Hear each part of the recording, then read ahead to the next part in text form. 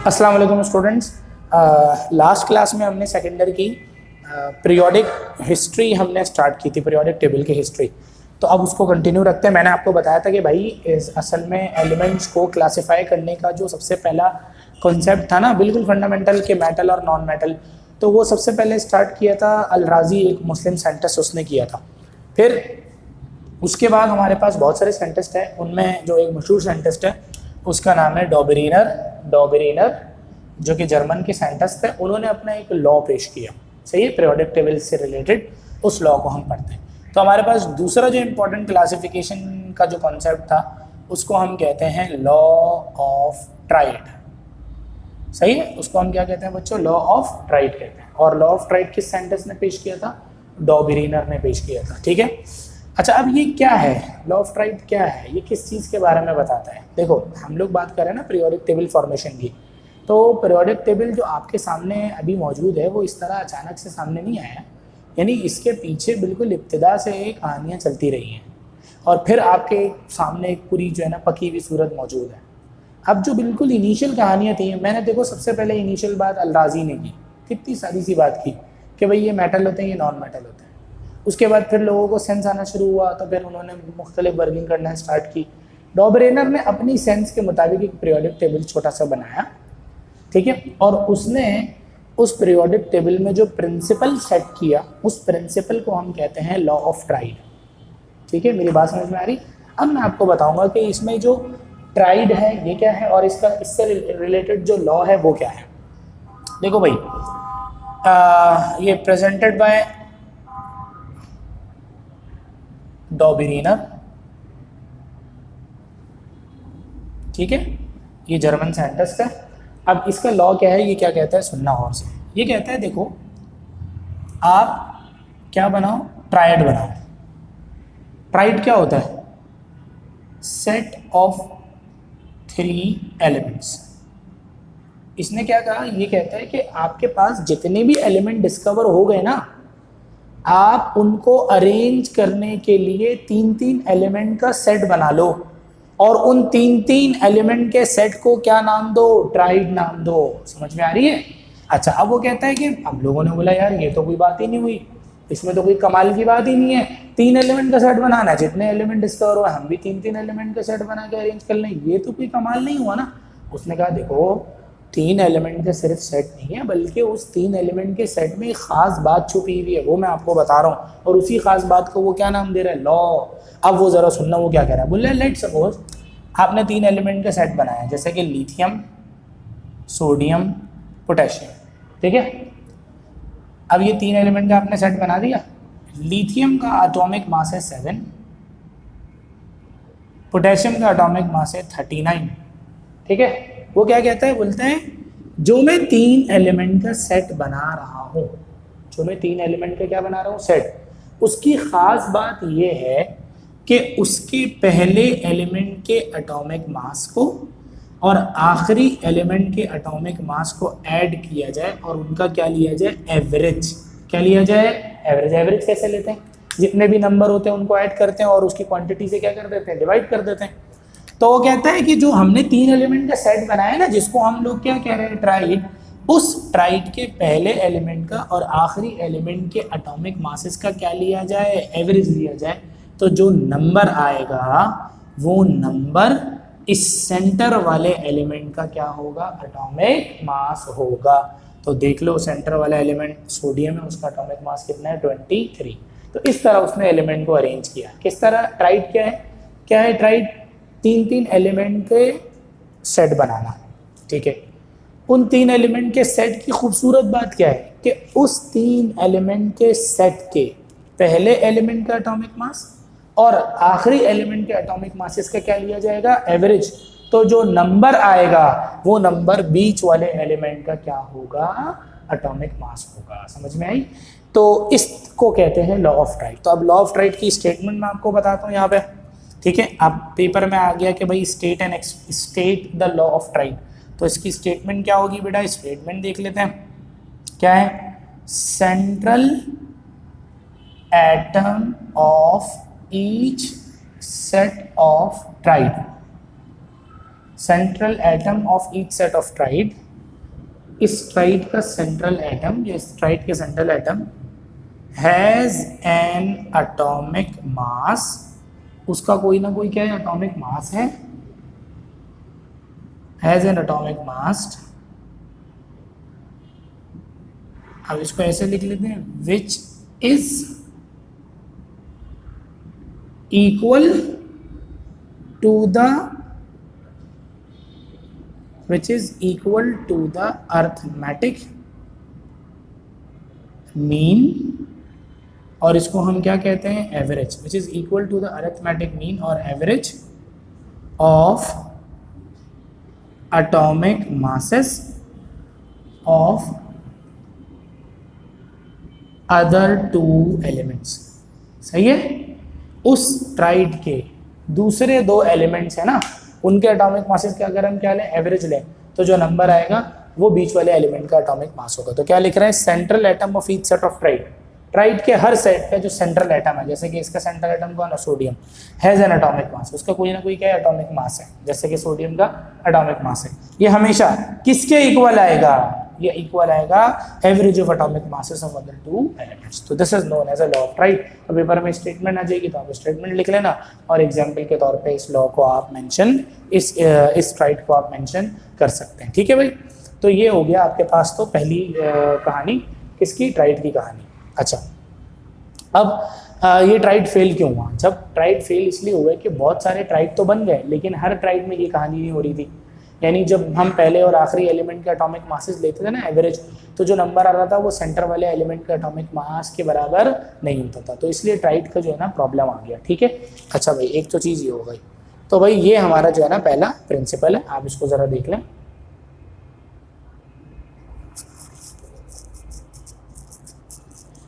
ठीक है, ये पहला पीरियोडिक टेबल, पहली अटेम्प्ट थी एलिमेंट्स को अरेंज करने की। अब पेपर में इससे रिलेटेड सिर्फ ये बोलता है कि state the law of triad, तो आपने स्टेटमेंट लिखनी है और उसको सेट के जरिए, मतलब ये एग्जाम्पल के तौर पे बयान करना है। अब इसके बाद अब ये फेल हो गए, अब इन्होंने जब ये मतलब जलील हो गए, इन्होंने क्या किया, इन्होंने केमिस्ट्री पढ़ाना छोड़ दी, इन्होंने चीचावतनी पंजाब में दूध की दुकान खोल ली। ये वहाँ जर्मनी से सफ़र कर आए, चीचावतनी में इन्होंने दूध का कारोबार स्टार्ट कर दिया था, क्योंकि जाहिर सी बात है इन्होंने फेल हुआ ये सब केमिस्ट्री में। इन्होंने कहा कि अगर हम कंटिन्यू रखेंगे तो और ज़िल्लत का सामना करना पड़ेगा। अच्छा, अब हम तीसरा लॉ पढ़ते हैं। अब ये चले गए दुनिया से, मतलब इन्होंने अपना इलाका ही चेंज कर दी, फील्ड ही छोड़ दी, तारों ने फील्ड छोड़ दी ना भाई, मजीद ज़िल्लत से बचने के लिए फील्ड छोड़ दी।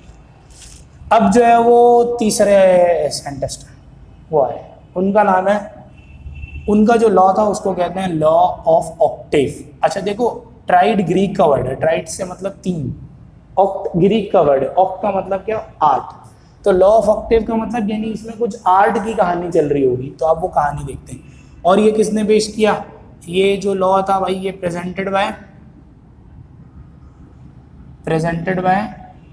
न्यूलैंड साइंटिस्ट का नाम है। ठीक है भाई, अब ये क्या कह रहे हैं, ये क्या है, अच्छा इनके पीरियोडिक टेबल की खूबसूरत बात सुनना। इनका पीरियोडिक टेबल का जो एडवांटेज है, यानी जो इन्होंने न्यूलैंड का जो पीरियोडिक टेबल है ना, इसका एडवांटेज क्या है, एडवांटेज ये है सबसे पहला कि एलिमेंट को किस में अरेंज किया, टेबुलर फॉर्म में। मैं ये कह सकता हूँ कि एलिमेंट्स, बहुत बहुत शुक्रिया सर आपका, बहुत बहुत शुक्रिया। एलिमेंट्स आर अरेंज्ड इन, अल्लाह ताला हमारे फरमान भाई को खुश रखे, इन्होंने चाय का इस सख्त हालात में एहतमाम किया है, इस सख्त तरीन लॉकडाउन में। Elements are arranged in tabular form. Tabular form में इन्होंने एलिमेंट्स को क्या किया, अरेंज करके दिए। क्या मतलब, प्रॉपर टेबल फॉर्म में बना के। सही है। अच्छा, दूसरी पीरियोडिसिटी का कॉन्सेप्ट दिया। He also gave the concept of periodicity. Periodicity का भी कॉन्सेप्ट दिया। What is periodicity? पीरियोडिसिटी क्या होती है, पीरियोडिसिटी के बारे में मैं बता देता हूँ।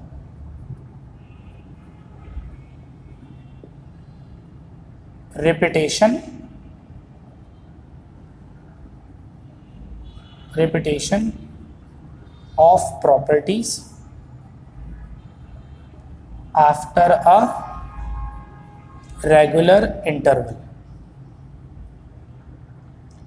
अच्छा, आपको याद आ रहा होगा कि हमने मॉडर्न पीरियोडिक टेबल पढ़ा था और मैंने पहले दिन ये बात बताई थी कि मॉडर्न पीरियोडिक टेबल की बुनियादों में एक चीज़ शामिल है इंक्रीजिंग एटॉमिक नंबर, दूसरी चीज़ शामिल है पीरियोडिसिटी, कि एलिमेंट को इस तरह अरेंज किया गया है कि उनमें प्रॉपर्टीज़ क्या होती है, रिपीट होती है। तो बच्चों सबसे पहले पीरियोडिसिटी का आइडिया देने वाला कौन था? Newland. Who gave the idea of periodicity? Newland. Question आ सकता है who gave the idea of periodicity? तो भाई आपका आंसर कौन होगा? न्यूलैंड। न्यूलैंड ने पीरियोडिसिटी का आइडिया दिया, सही है। अच्छा, और टेबुलर फॉर्म भी जो पीरियोडिक टेबल में मौजूद है, ये भी इसने लोगों को सिखाया। तो इसके पीरियोडिक टेबल के एडवांटेजेस ये हैं, ठीक है। अच्छा, डिसएडवांटेजेस क्या हैं? अच्छा एक चीज़ है सर, एडवांटेजेस बता दिया, अब उसको ज़रा एक्सप्लेन तो करें। अब मैं एक्सप्लेन करता हूँ कि लॉ ऑफ ऑक्टेव है क्या, टेबुलर फॉर्म क्या है, पीरियोडिसिटी कैसे आ रही है, पीरियोडिसिटी का मतलब प्रॉपर्टी से क्या होना, रिपीट होना। तो आइए ज़रा देखते हैं। भाई देखो ये क्या कह रहा है, ये कहता है आप एलिमेंट्स को इंक्रीजिंग एटॉमिक वेट के हिसाब से अरेंज करें। और सुनना, बात में लॉ पे आ रहा हूँ।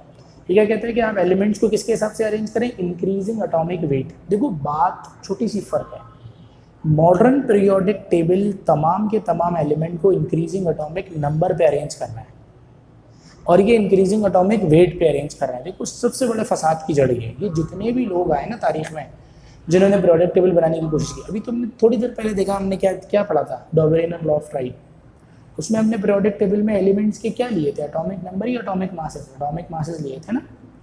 इसी तरह न्यूलैंड में भी एटॉमिक मास, अभी मैनलीफ आएगा उसमें भी एटॉमिक मास। सबसे बड़ा फर्क एटॉमिक मास ने सबको डिबोया है, एटॉमिक नंबर ने सबको बचाया। वो मैं अभी बात मैनलीफ के पीरियोडिक टेबल में मजीद ये बात खुलेगी। बहरहाल गौर से सुनो। तो अब हम देखते हैं कि टेबुलर फॉर्म कैसे थी और पीरियोडिसिटी कैसे थी। तो ये क्या कहता है? वो कहता है कि देखो आप इंक्रीजिंग एटॉमिक मास के हिसाब से एलिमेंट्स को अरेंज करो भाई, एलिमेंट्स को अरेंज करो इंक्रीजिंग एटॉमिक मास के हिसाब से। लिथियम और टेबुलर फॉर्म भी करो। लिथियम उसके बराबर में कौन है भाई? बेरिलियम, फिर कौन है? बोरोन, फिर कौन है? कार्बन, फिर कौन है? नाइट्रोजन, फिर कौन है? ऑक्सीजन, फिर कौन है? फ्लोरीन। ठीक है भाई। इसके नीचे कौन है भाई? सोडियम। इसके नीचे कौन है? मैग्नीशियम। इसके नीचे कौन है? एल्यूमिनियम। इसके नीचे कौन है? सिलिकॉन। इसके नीचे एल्यूमिनियम। इसके नीचे कौन है? सिलिकॉन। इसके नीचे कौन है? फॉस्फोरस। इसके नीचे सल्फर। इसके नीचे क्लोरीन। ठीक है। इस तरह एलिमेंट्स को इंक्रीजिंग एटॉमिक नंबर के हिसाब से क्या कर दो? अरेंज कर दो। टेबुलर फॉर्म देख लो भाई।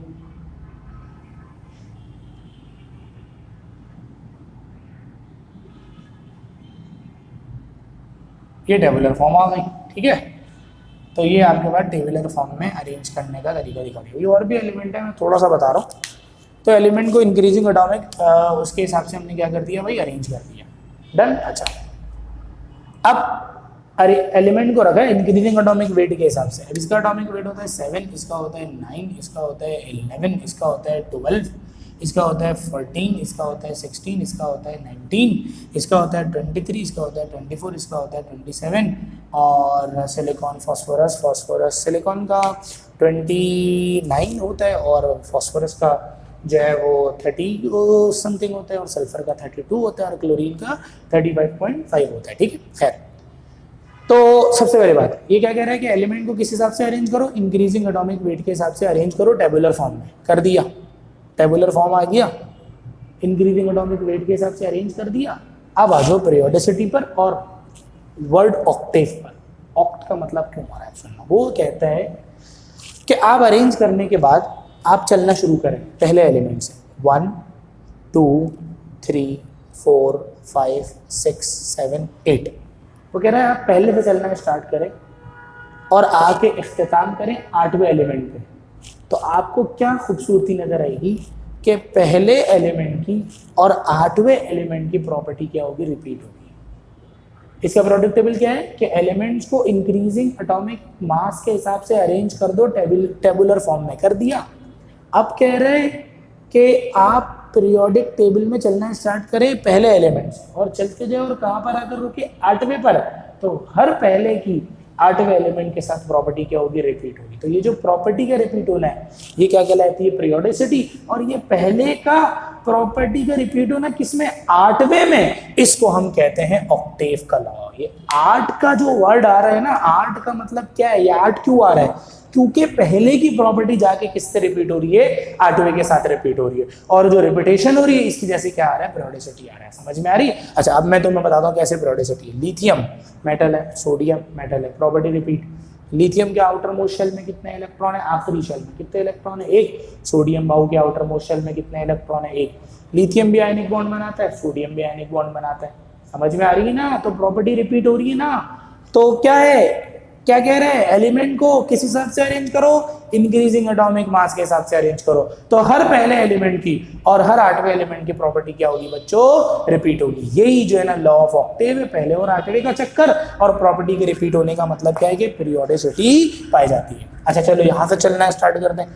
1 2 3 4 5 6 7 8। तो इसकी और इसकी प्रॉपर्टी क्या होगी, रिपीट होगी। ये पहला कैसे रिपीट हो रही है, दोनों मेटल है, दोनों के आउटर मोस्ट शेल में दो इलेक्ट्रॉन है और दोनों कोवैलेंट बॉन्ड बनाते हैं और दोनों का चार्ज डेंसिटी ज़्यादा है, इसी तरह से मिलेगी। समझ में आ गई। तो ऑक्टेव का वर्ड भी क्लियर हो गया, पीरियोडिसिटी वाली बात भी आ गई, टेबुलर फॉर्म में अरेंज भी करवा दिया, सब चीज़ें खूबसूरत बता दी। ठीक है। अच्छा आप फिर अच्छा इसकी स्टेटमेंट लिख लो, ताकि स्टेटमेंट भी अगर तुमसे पूछ ली जाए तो तुम लोग बता दो। तो देख लो भाई, स्टेटमेंट में तुम लोगों को बता देता हूँ क्या है। If the elements are arranged in order of increasing atomic masses, so every 8 element starting from first has similar properties as that of first। अगर एलिमेंट को इंक्रीजिंग एटॉमिक वेट के हिसाब से अरेंज किया तो हर 8वें एलिमेंट की और पहले एलिमेंट की प्रॉपर्टी क्या होगी बेटा, रिपीट होगी। ठीक है भाई, ये तो हो गया। अच्छा अब डिसएडवांटेज क्या है भाई, फेल क्यों हुआ, सवाल ये, जब इतनी खूबसूरती थी तो फेल क्यों हुआ। अब डिसएडवांटेज भी सुन लो बेटा।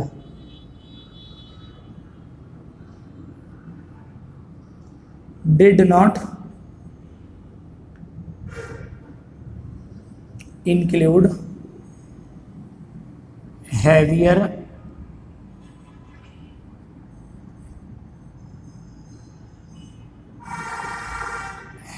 Elements. Heavier element like gold, silver, lead, tin, ये उस जमाने में मौजूद थे, लेकिन इसने अपने प्रोडक्ट टेबल में उनको इंक्लूड नहीं किया। और did not include noble gases. Noble gases को भी इंक्लूड नहीं किया। Noble gases helium, neon, argon, krypton, xenon वगैरह। ठीक है भाई। तो जो है ना मैंने आपको ये कहानी बता दी भाई। तो न्यूलैंड की खूबसूरती क्या है कि सबसे पहले इसने टेबुलर फॉर्म में अरेंज करके दिखाया, फिर इसने जो है वो आपको क्या बताया, पीरियोडिसिटी का कॉन्सेप्ट दिया, फिर इसने जो है वो और इंक्रीजिंग एटॉमिक वेट के हिसाब से अरेंज किया, पहली और 8वें की प्रॉपर्टीज़ क्या हो रही है, रिपीट हो रही है। ये तमाम की तमाम बातें जो है ना हमारे पास आ गई हैं। तो हमने तीसरा हमारा कॉन्सेप्ट भी क्लियर हो गया। अच्छा अब जो है हमारे पास तीसरे साइंटिस्ट हैं जिन्होंने ग्राफिकल प्रोडक्ट टेबल बना के दिखाया, उनका नाम है लॉथर मेयर। ठीक है। तो अब जरा हम उसको देखते हैं। ये आप एक दफ़ा देख लें।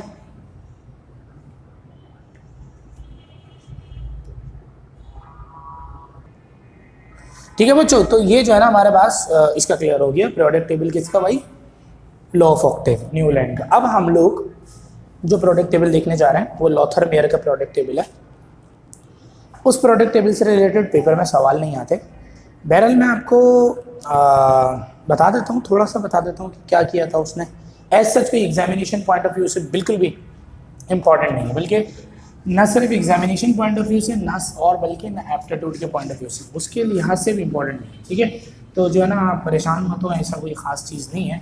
उसको हम लोग असल चीज़ जो है ना वो है मैनलीव है, मैनलीव से रिलेटेड बात पूछते हैं और ये लॉस वगैरह पूछते हैं। भाई देखो, मैनलीव के ज़माने में एक साइंटिस्ट थे जिनका नाम था Lothar mayor. Lothar mayor classification इनके जो आइडिया था उसको हम कहते हैं। ठीक है, अच्छा इन्होंने क्या किया, इन्होंने पीरियोडिक टेबल ग्राफिकली बना दिया। इन्होंने एक्स एक्सिस पर एटॉमिक वेट रखा और वाई एक्सिस पर इन्होंने एटॉमिक वॉल्यूम रखा। ठीक है, इन्होंने एक्स एक्सिस पर एटॉमिक वेट रखा और वाई एक्सिस पर इन्होंने क्या रखा, एटॉमिक वॉल्यूम रखा। अब एटॉमिक वेट बढ़ते जा रहा है और एटॉमिक वॉल्यूम चेंज होते जा रहा है, जाहिर सी बात है। तो जो है वो इस तरह का इनका ग्राफ था कुछ, मतलब कुछ इस तरह के पीक्स जनरेट हुई। ठीक है भाई, ये एक मैं रफली बना रहा हूँ इस तरह का। अब देखो, ये है लिथियम, ये है सोडियम, ये है पोटेशियम, ये है रुबीडियम, ये है सीजियम। सही, जैसे जैसे एटॉमिक वेट बढ़ते जा रहा है वैसे वैसे एटॉमिक वॉल्यूम में भी फर्क आते जा रहा है। अच्छा, और ये असेंडिंग पोजीशंस पे ग्राफ पे कौन थे, हैलोजेंस थे। जैसे कि ये आपका हो गया फ्लोरीन, क्लोरीन, फिर ब्रोमीन, आयोडीन, एस्टेडीन। सही है, असेंडिंग पोजीशंस पे। अब इस ग्राफ में काम की बात क्या है, पहली बात, ये ग्राफ किसकी बेस पर बना, based on atomic weight and atomic volume. सही है। दूसरी बात, on the peaks of curve, ये जो कर्व आ रहा है ना इनकी पीक्स, ये पीक्स पर कौन थे, सिमिलर एलिमेंट थे। On the peaks of curve similar elements were occupied, similar elements were placed like alkali metals. सारे के सारे कौन है, अल्कली मेटल्स हैं, लिथियम, सोडियम, पोटेशियम, रुबीडियम।